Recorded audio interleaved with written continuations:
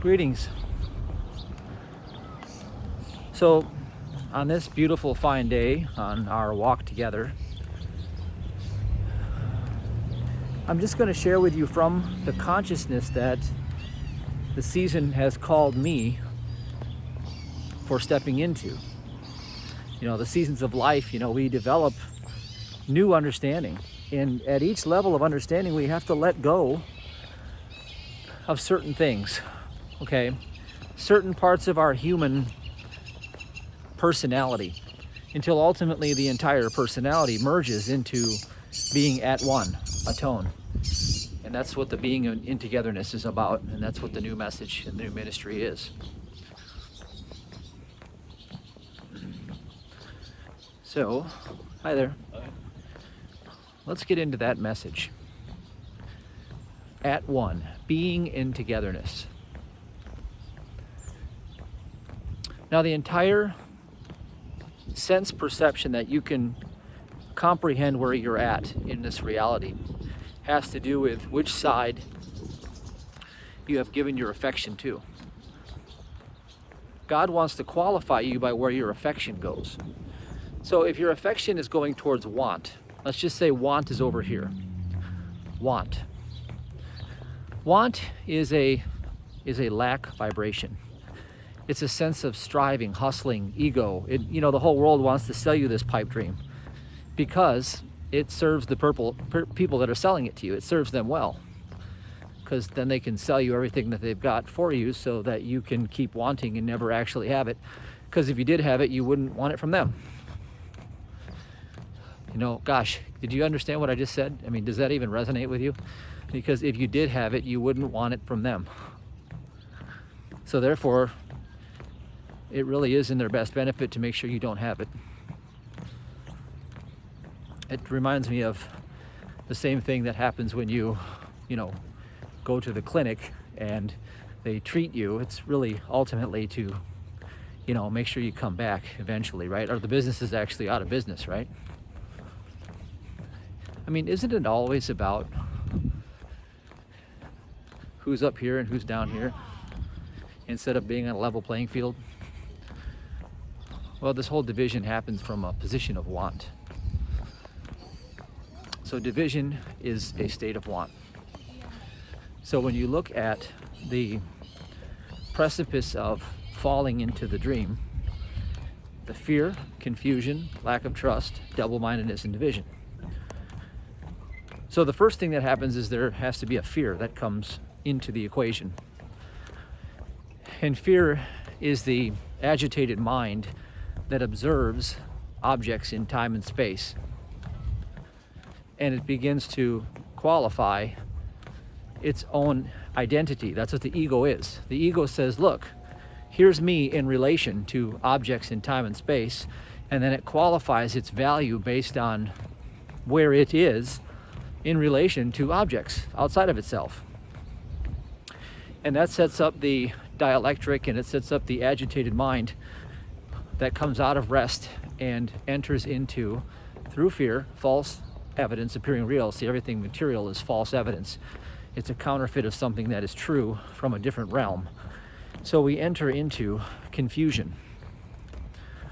And so being confused because we look at the things that seem to be outside of ourselves, yet they are actually inside of ourselves. Now get this. I just showed you what fear is. It's objects in time and space, okay, in a 3D dimension, okay? I showed you what fear is, and now confusion is when you're confused that these things that are outside of you are actually inside of you. You're confused. Now, lack of trust is what sets up human reasoning, right? You have all these doubts now. Now you're sort of wondering whether you are good enough, whether you have enough skill, do you deserve it? Is it really something that you should even try to go after? Like, is it just going to be a waste of time? You really are suffering from lack of trust now. There's no trust between the Father's will and yours, which means that you're not an inheritor of the Father's will, which means you're off as the prodigal son trying to make things on your own and really ultimately leading into double-mindedness is the next step. So now you're double-minded. Now you believe that God's mind is, perfect and everything's great there, but then there's this other mind and it happens to be yours, and it's competing with all these other minds, and you're in this quagmire position now because you don't know enough information. So you remain confused. And then it sets up this whole human opinion system of, well, maybe you should go seek an expert. Maybe you should go get counseling. Maybe you should. Then we come back full circle, and now you're buying everybody's course because you have not got a clue what you're doing. And they're showing you, how to do what they do, right? But the one thing they should be showing you is how to be who they're being. Because if you could figure that out, then how they do what they do would be second nature. Here's an example of this. I'll give you a concrete, rock solid example of what this actually looks like when you're in the knowledge. So let's say you have a desire and you want to be really, really fit. Think about that desire, right? So that desire is an expression of God in some capacity seeking to manifest through you. So what would that expression be? Well, it could be joy, it could be goodness, it could be love, it could be a lot of things that the fruits of the Spirit describe as attributes of God, qualities of God trying to express through God's creation. And you being the instrument within that creation as a focal point of individualized consciousness reflecting God's own intelligence, you already have all of this potential. You have this potential. It's already you. You are this potential, this unrealized potential within the self of the one self, the beingness in together. That's you right now. The desire is tapping you on the shoulder. It's like, hey, get with the program, buddy. You're a franchise of me. I'm trying to say, here's the new protocol. Like, let's go. Dress up your windows. It's supposed to look like this. And you're like, well, I don't know. I saw stuff out there. I looked in the mirror and I saw a body that looks terrible. See, you step into fear. Oh, you saw an object, and now you're confused because you think it's out there. And you say, well, yeah, it's out there. It's this physical thing that's in a 3D world, and I saw it. I saw it out there, off the reflection of the mirror. All right, so now you have a lack of trust. You're like, well, this desire is, I don't know, I don't really want this, because now you go into double-mindedness and you say, well, it's going to require me to diet. It's going to require me to, work out hard. I don't know. I don't want to starve. I don't want to feel all that stuff. And frankly, I'm just a little too tired to go through all that right now. And then you're divided, okay? And divided means that you identify as a separate entity. So there's God and then there's you. Because we all know that God has no problem expressing that, but you do. So therein is the mystery. Hi there. Hi. Morning. So what you want to do instead is you want to reverse that ignorance of the Father. That is all ignorance of the Father. The steps of sin lead you to ignorance of the Father, which is the root cause of all human suffering. Okay? And human is suffering upon itself because it creates a personality out of an ego, and the person is guilty by nature, by association, and the ego is really the ignorance of man projecting its own illusions onto the screen of its own thought, which is the carnal mind itself. So Paul called the carnal mind. So here's a different way of doing this. Want. That was going in want. Off is the prodigal son in want. Now the prodigal son has to come home eventually. And he comes home through suffering. And so eventually your wants will lead you to suffering. This is the way of the cross, through suffering. Okay? And so you say, well, I've had enough of this. I've been overweight for the past 10 years. I'm really fed up. I'm super pissed about this. I've had enough. And so as you get enough suffering, there's this magical thing that happens. And you begin to question who you're being. And as you begin to question who you're being, you really start to see the crux of all of this. You start to associate pain to all these, indulgences. Like, being lazy is painful. I'm tired of being lazy. It's what's made me overweight. I'm lazy. And you say, well, okay. And I guess all this food isn't helping either. All this extra calories that I really don't need. So, maybe we should, I've had enough. I've had enough. And so what happens is that through the course of pain, which becomes your instructor, pain becomes your best teacher ever. You say, you know what? I'm going to go the other direction. Now, this is all unconscious, of course.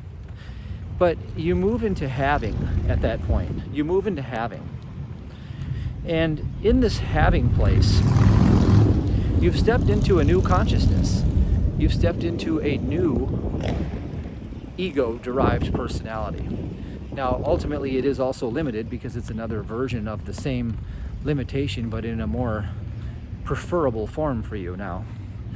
And so now you're, cutting out pictures and you're looking at pictures of people who are fit. You've got a dream board on the wall and you're starting to visualize yourself being fit, and you're starting to really take ownership of those mental images in thought. Okay? And just like, when you looked in the mirror, your body actually isn't out there, but you thought it was, it's actually in here. You started to change your image of yourself in here. And so what happens is, what you see out there eventually becomes this fit image that you've had in here now. And now you've just changed the picture over, and now you're reflecting that picture back to yourself through the physical. But the reason why it happened is because you were forced out of one to the other through pain and pleasure. The human brain moves away from pain towards pleasure. So you linked enough pain to your old self, and you decided, out of that position that, that was really ignorant. You said, I'm going to take charge of my life. I'm going to move into having. And you started to see yourself in having full possession of this. And you said, yes, I have possession of this body. It's in my consciousness now. I'm aware of it.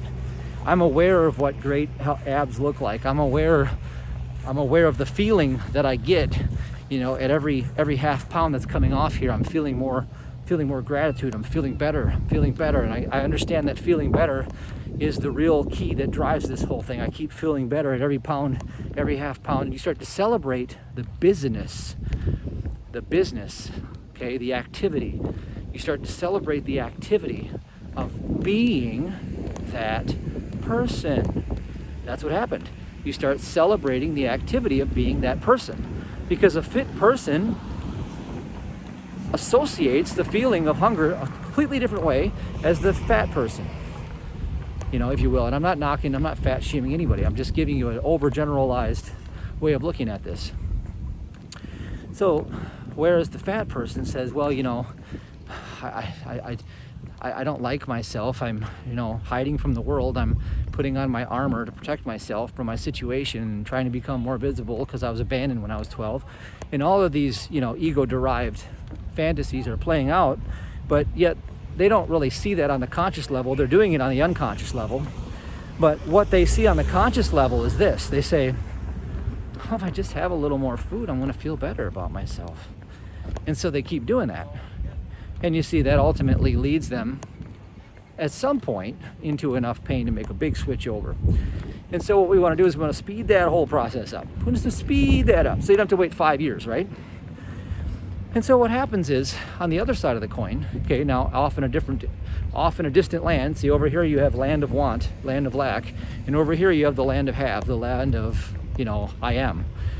And so in the expression of this fitness, being in the fitness, well, here I am. It's been, what is it right now? It's 9:30 a.m. So I'm 11 and a half hours fasted. No, actually, I'm sorry. I did have a little snack last night before bed at midnight. So I'm actually 9.5 hours fasted. I feel great. I love being fasted. I love being fasted. So what am I telling you? I'm saying my affection is on the belief that being fasted equals feeling great, wonderful mental clarity. I feel clean. I feel energetic. I feel in control. Okay? I feel in control. All right? Now, that's off in a distant land of have. So what we want to do is we want to move the person from have not over to have. Well, the person in have not, they just went to the cafe and they bought a 3-pack of sliders, and they're nice glazed sliders, and they got themselves a flavored caramel macchiato, and ultimately they got like 1,100 calories in their hand. It's all sugar, and it's going to create an insulin spike, and they're going to have this wild, chaotic, emotional backlash that's going to come, which is going to cause them to crave more sugar in about 3 hours, and they're going to eat more of that. And their whole metabolic system's not functioning properly anymore, because this is all world belief attaching to that consciousness through that ego. And that ego is in self-denial. Self-denial with a capital S. Self-denial. So what it means when you are in want of any kind, whether you want for money, you want for love, you want for a better body, you are in capital self-denial. You're denying the fact that you already have it. You're denying the fact that all it takes is a switch in who you're being. And you're denying the fact that it's so simple that it would blow your reasoning mind out of its own position of having a job whatsoever. Because it's useless. Because it goes out and it pays money to all these people to show you how to have it, right? And the fact is that their best proposition to you is to keep you wanting it so that they keep getting more money out of you. Because if you had it, you wouldn't need them. Now, isn't that ironic? Isn't that something? The best they can offer you is inspiration. And sometimes that's good enough. Sometimes you just got to pay the cover fee so that you give yourself permission through proxy of an external permission slip. And you're like, you know what? I just bought this new weight loss program. I just dropped $250 on it. Yeah, I already know how to, I've already seen this before, actually 1,000 times. But this time, I paid a price. So now I've given myself permission to do what I said I was going to do. And human beings are that way, and sometimes really you should pay a price. So go ahead and picture what price you need to pay to gain admission to whatever you want. And I do have a suggestion.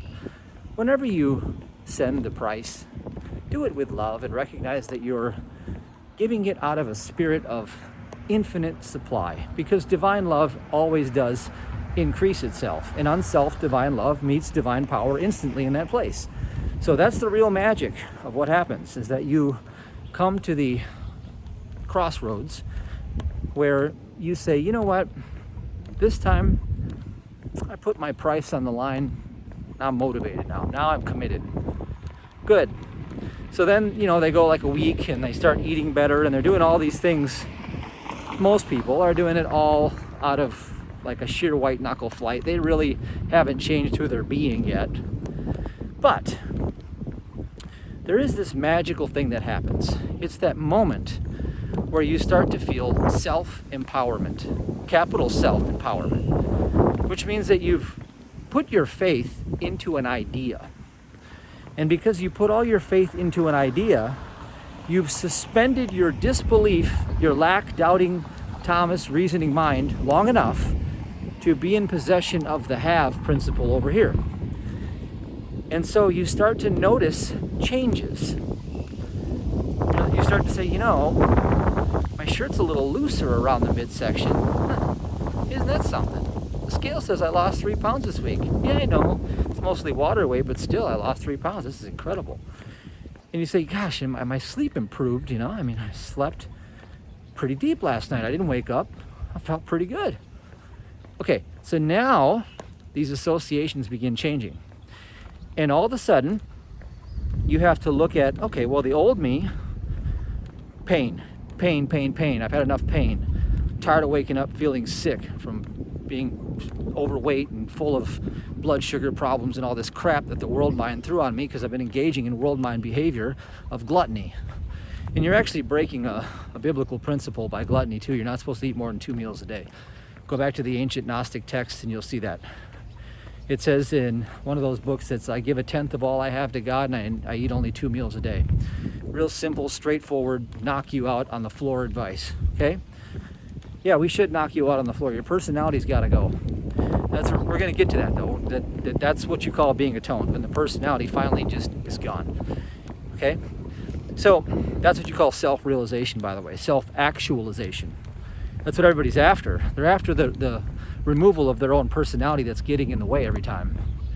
And it doesn't help when you break biblical commandments either that you don't even know about. It doesn't free you from the law. It just means you didn't know about it, although you did figure it out the hard way because you ate 24/7 and you got diseases from doing it. And you're like, oh,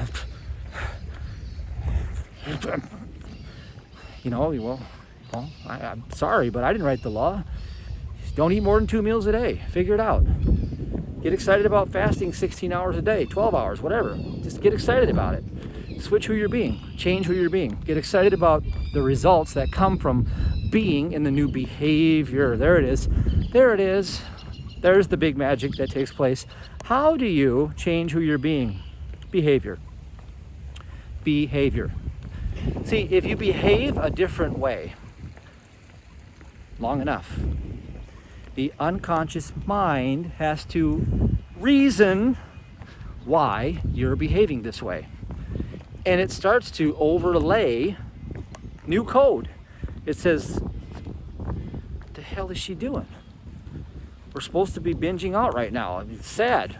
Feel sad, eat more. Feel sad, eat. Feel sad, eat. No, she's not. She's over here. She's over here just meditating on her divine self within. She's transferring the burden. She's being enlightened. She's being enlightened. Okay, guess I better fall in line. And the ego finally says, I guess in order for me to survive, I have to upgrade and I have to evolve so that I can still ride along with this woman. See, your ego is just, it's like the vice president. You're the president, okay?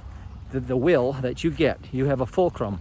The fulcrum of your power is your will. You get to choose divine will, or you get to choose the will of this world. Okay, now divine will wants to express more harmony through you at all times. And so the idea of being lean and fit and healthy is harmonious. And so to express the self-expression would be to get that ego over to this side, over from want to have. And the way to do that has to be done through behavior. And so what happens is when you behave in a new way, in spite of the old ego voice going, no, we gotta eat more, come on, we need it, it starts crying all over the place. I can't handle my emotions, And you say, nope, I am in control. By not taking control, I have control. Because the self within me is always running a perfect universe and I am in control. And I surrender to that perfect self within me that is expressing its desire through me, the vessel for it. You see, this is what you call a tone. See, this divine expression wants more for you than the puny little ego could ever possibly provide you. So as you surrender to it through this process, and it happens to work with every area of your life, whether it's increasing your financial supply, increasing the love that you have in your life, or, letting your body come into alignment with the body of Christ, which is spiritually perfect at all times. Okay? Then what you have to do is you have to relinquish control to be in control. You have to surrender your human will to express divine will. You have to lay down your life to gain life. You have to stop being personality and start being Christ within. The Christ within is the real life eternal. All manifestations are emanating from Christ.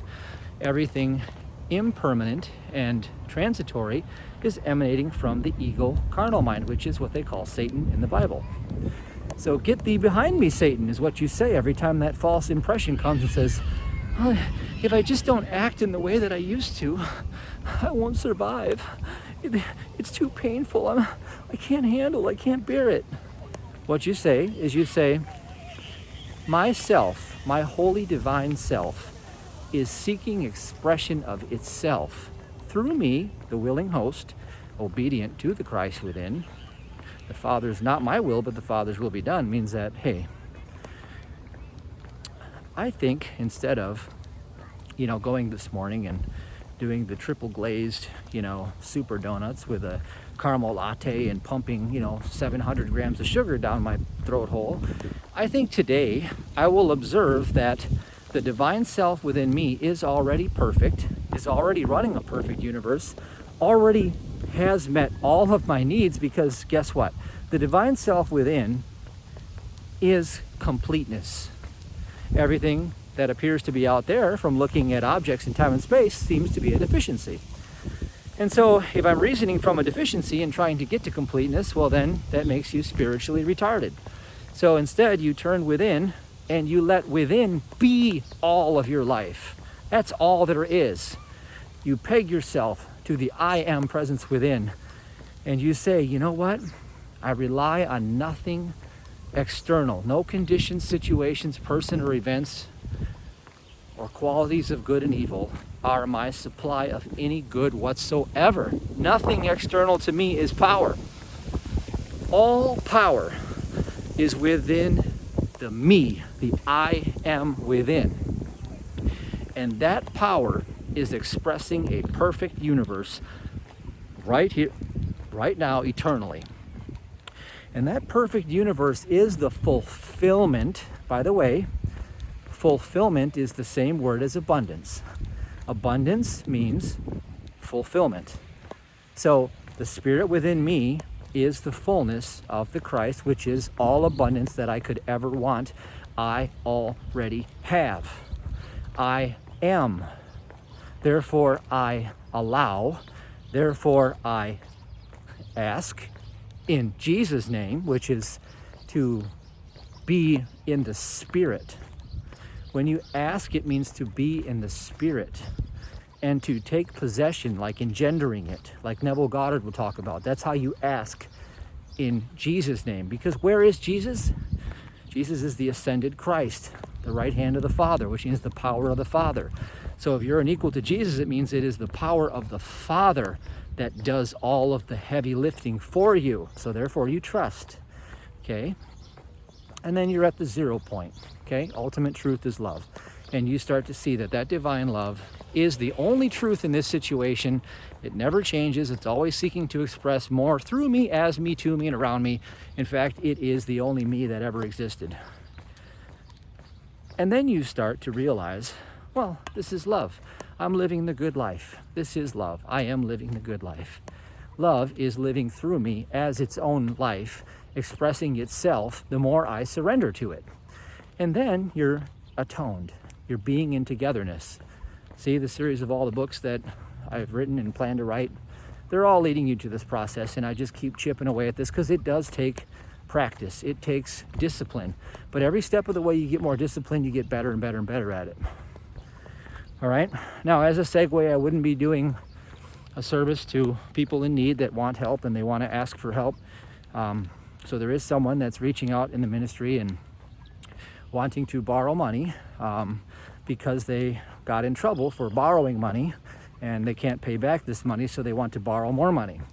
Now, realistically speaking, the worst thing I could do is to borrow them more money so they could essentially learn nothing from this and go back to being their old self again in want, to create more lack in their life and to actually believe that that's okay according to Spirit. Well, that's not okay according to Spirit.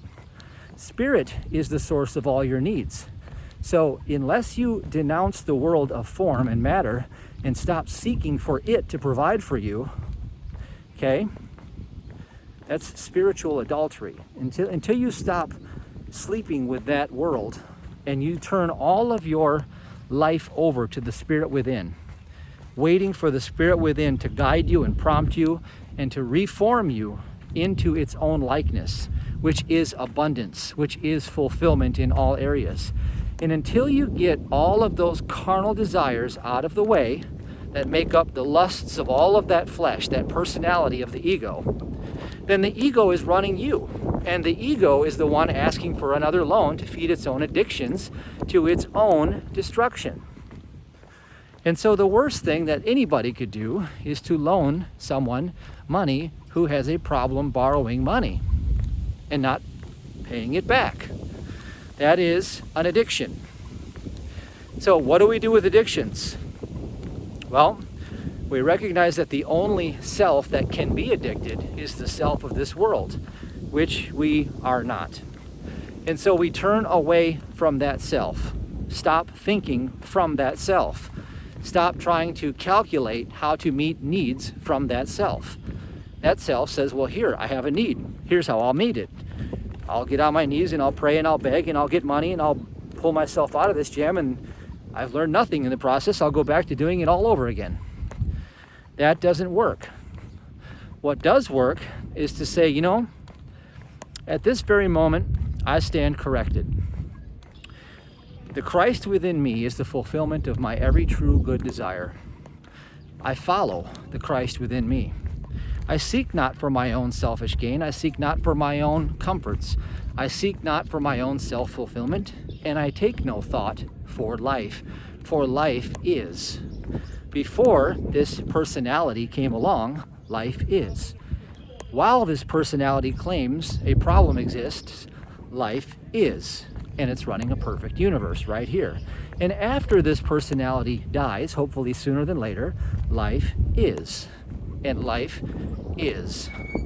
And so we say, well, geez, am I part of life or am I something else? And how did I become something else to get myself into all of this trouble? And you can look back to the attitude toward life that governed the behavior that reinforces the very problem that seems to persist, yet is really just a pin pop away from being obsolete.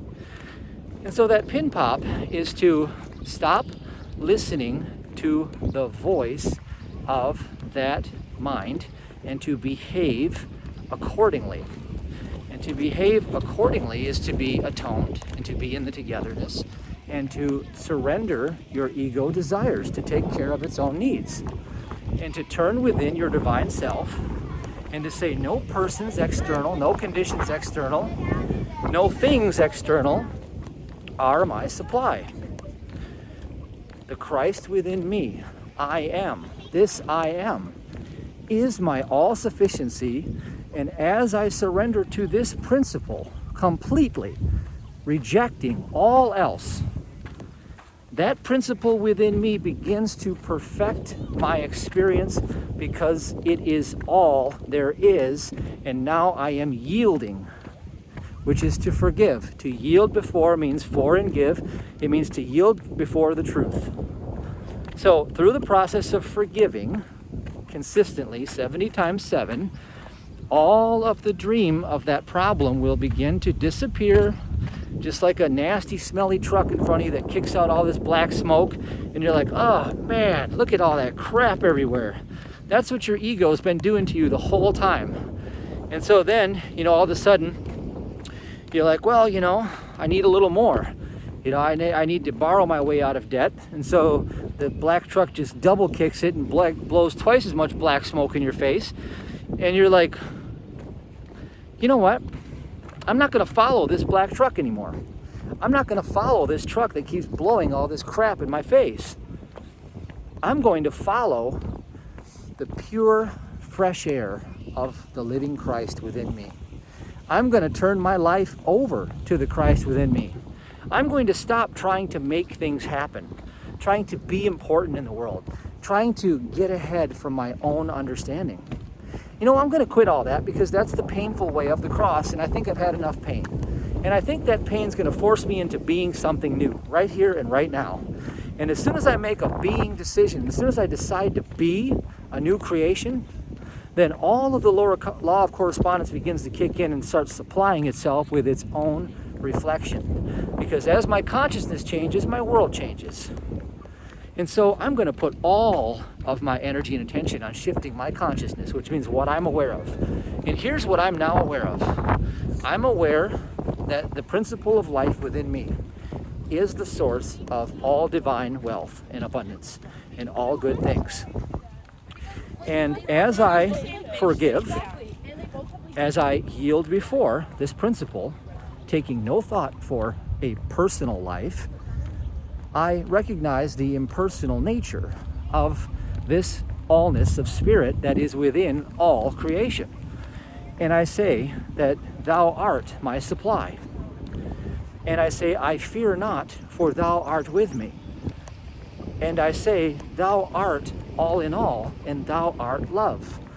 See, I say within me, there is the divine principle of love that has already forever met every need I could possibly desire.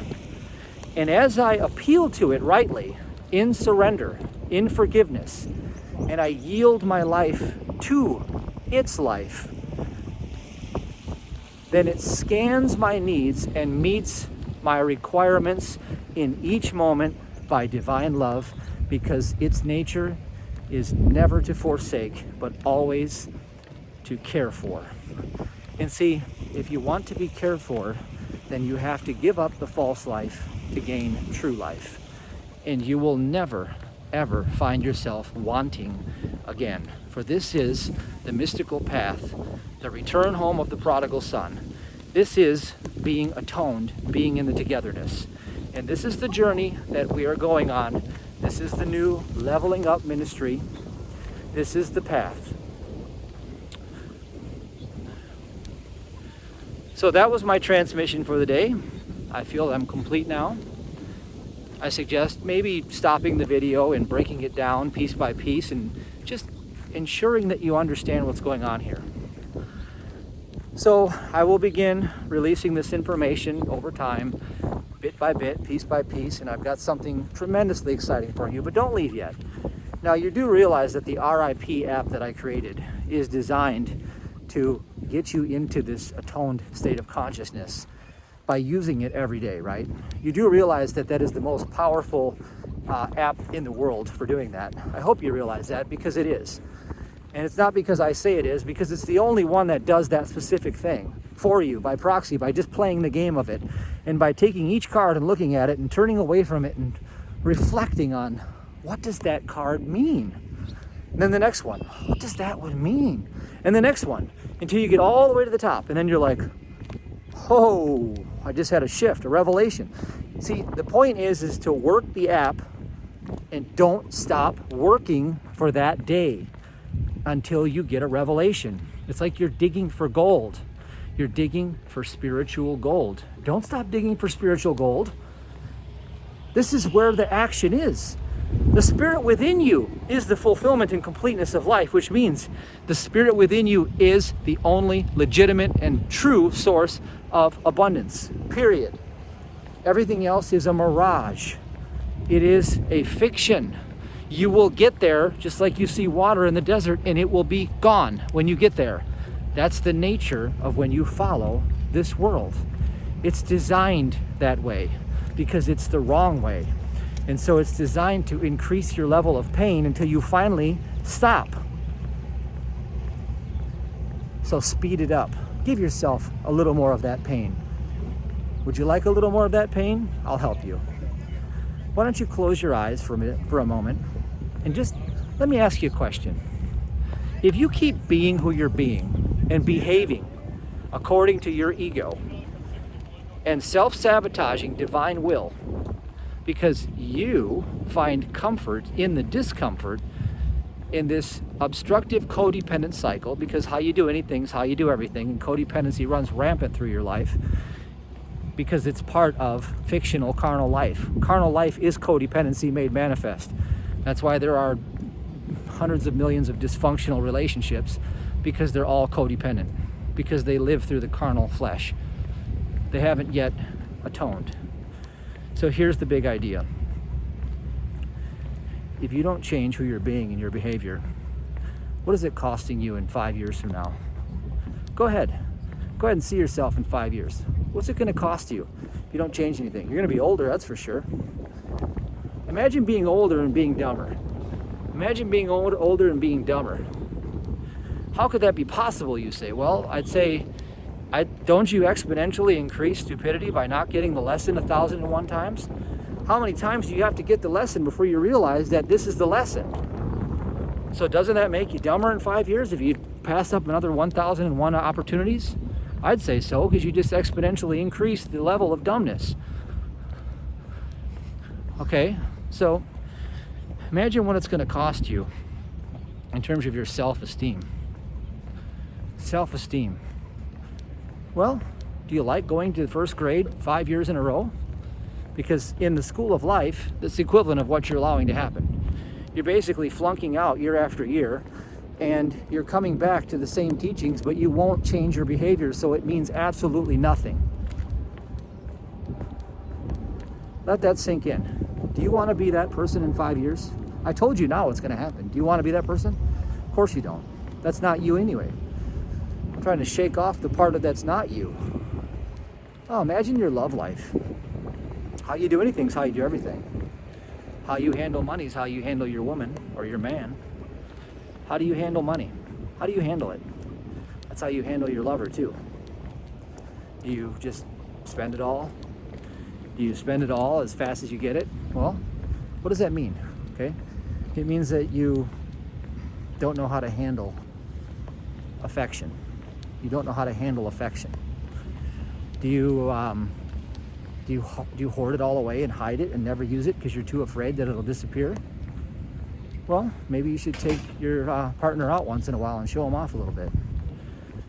Maybe you should take your partner out and show them off a little bit. See, how you relate to money is how you relate to your relationship with yourself, with your God, and with everything else.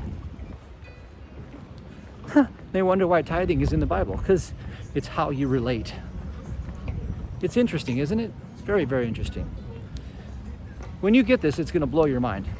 You'll understand why I'm having a Lovers Retreat workshop. And you can come to it if you want. You don't have to. It doesn't matter to me. But the link's below if you want to do it. Because how you relate to your lover is how you relate to money, too. It's how you relate to your well-being. It's how you relate to your career success. And you'll start to see these codependent patterns. In codependency is calling evil good in the name of love. And what you're saying is, well, I'm going to keep behaving in an unfruitful way.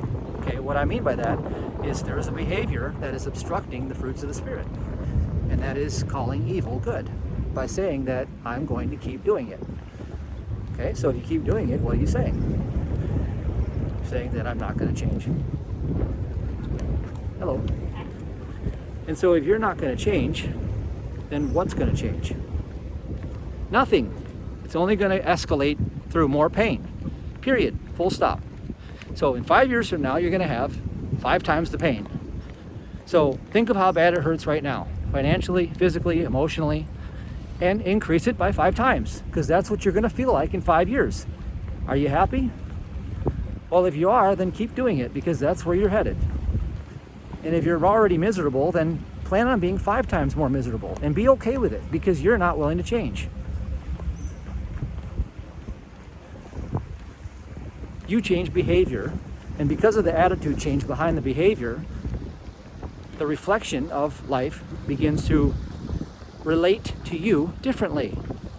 Just like if you changed your relationship with money, your finances would change. Just like if you changed your relationship with your partner, your relationship would change with your partner. Everything is a relationship.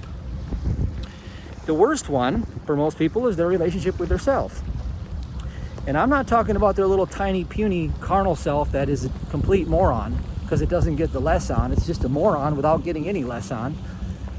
What it is the relationship with your divine capital self. You keep saying, get back in the bedroom. Like your divine self comes out and says, hey, why don't you let me take over? Nah, get back in there. I don't trust you. I don't trust you. You stay in the kitchen. Stay in the bedroom. Like those old bigot, toxic males were actually a thing of like way long ago, barbarian cavemen type. Beat them over the head, throw them over the shoulder, right? Well, you're kind of acting that way to your divine self every time you try to go out and do everything on your own, saying, I'm going to put you away in the closet. I'm going to go out and handle this.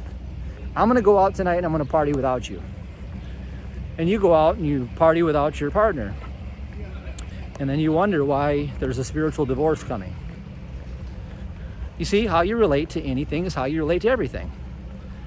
You didn't think I knew this. You didn't think I would help you see this, did you? But you see, the most important relationship is how you relate to the divine mind within you, which is actually the real you. And so when you don't relate in a way of forgiveness with that mind, which means to yield before it in true humility, you should be absolutely floored in humility, recognizing that you're playing with God. You're expressing arrogance toward God by not surrendering the puny little life to the big one within you. Imagine that. I mean, it's like, you're like, man, it's like everything you've ever asked for is like begging you, tapping you on the shoulder, and more and more. The true desires of your heart, they're just like, hey, you know what? You've already been given all this. You're an heir to a king. And you're like, no, I'm not. Leave me alone. And you're laying there on the streets in California in your homeless tent, and you've got your laptop and your cell phone, and people are peeing all over you, and you're just like stepping over cow dung and all kinds of other stuff in the street, and you're like, I'm gonna figure out how to get out of this one day. I've got plans. I'm gonna be a famous actor. That's why I'm here. I'm here so I can be a famous actor. And there's 1,000 other ones just like you, peeing on themselves, laying in the street, educated. Of course they're educated. They're super talented too. And neither one of them can figure out why they're not actually being clothed and housed properly. And they're still stubborn though. They don't want to yield. They don't want to yield their desire. They're like, one day I'm gonna get that call, and there's gonna be me. And I'm gonna be co-starring with Brad Pitt and Angelina Jolie, and everybody's gonna know me, and that's when I'm gonna get mine. And then right then and there, somebody's just peeing on you right there on the street, because God's saying, here, I'm gonna come pee on you for a second so I can get you up and realize that the life you're trying to live doesn't exist. Now imagine when that sets in. Imagine when that revelation hits you, that the life you're trying to live doesn't exist. That you're a non-existent entity coming from the carnal self, because God never created carnal mortality. In fact, God only created one man, the living Son, the Christ. And that Christ is the allness within you, and it has its own bounty, and it already has overcome the world, and it already has provided for everything. And you're like, it's just like, hey, I just wish my own ray would worship me. I just wish my own reflection would turn toward me. Then we start partying right now. I'll give you all the desires of your heart, because I've already put them right in front of you. You just don't see them because you can't accept it. And that talks about what I talked about last time, the acceptance. You have to accept it. Immediately when you have a desire, you must accept it, which means you must go from want to being of having. Instantly you must do it. Otherwise, you reject it. It's either accept or reject, and it happens instantly. So I'm going to teach that at the workshop coming up. And if you don't want to come, it's fine. Out of the grace of my heart, I will teach it again later after the workshop, after I've sorted it all out for the people that come live in October. Probably towards the end of the year, I'll teach you about it then. And it'll be free. It'll be all online. You can just have it all free. But if you want a sneak preview and you want to do something fun, then that's what that workshop's for. Okay? That's the difference. That's all there is. All my stuff eventually always comes out free anyway. And everybody knows that. That's why half the people are like, well, if I just wait 6 months, it'll all be here free. Of course it will. But the workshop experiences are different only in the fact that we get to do it together. We get to really experiment with the new knowledge that's coming through, and we get to live it, and we get to, front run it. We get to front run it. And that's exciting. I love to be in the moment when it's happening. And catching the replay is good too. The replay comes later. Catching the replay is fine, but nothing beats being in the moment. I've been in the moment with you on this teaching, and I hope you got something out of it. And with that said, all the links to all the offerings are below, and if you want them, great. If you don't, great. Just participate wherever you feel good. That's how this rolls. That's how this game works.